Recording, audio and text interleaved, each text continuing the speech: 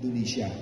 No? Kaya, Binisita ni Department of Interior and Local Government Secretary Benhur Avalos Jr. ang probinsya ng Camarines Sur kasi bagong aga nganing personal na mahiling asin ma-assess ang sitwasyon sa probinsya makalis naman rapado si Bagyong Enteng. Pinanginotan man kan opisyal ang pananaon ng food packs asin medisina sa mga apektadong residentes.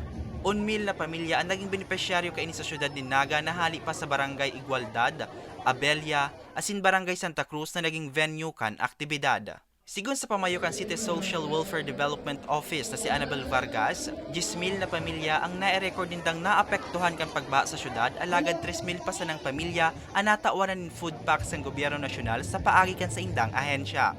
Laog kang food packs ang 6 na kilong bagas, 10 dilata, asin 10 sachet ng kape.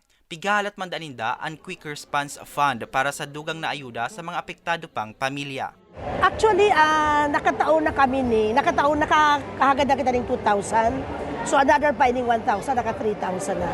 So 3,000 na natao kang national government through DSWD. Pero as per our report, nasa 10,000 na ang mga flooded families na affected kang Bagyong Enteng.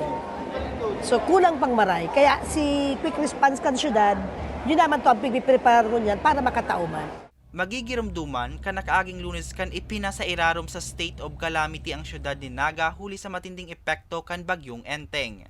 Mientras tanto, apwera sa Naga City, binisita man ni Abalos ang Banwaan in Kamaligan asin Kanaman Camarines Sur kung sa inatawan man in food packs an 1,500 na evacuees. Para sa mga baretang tatak Bicol, Hercules Perbasena.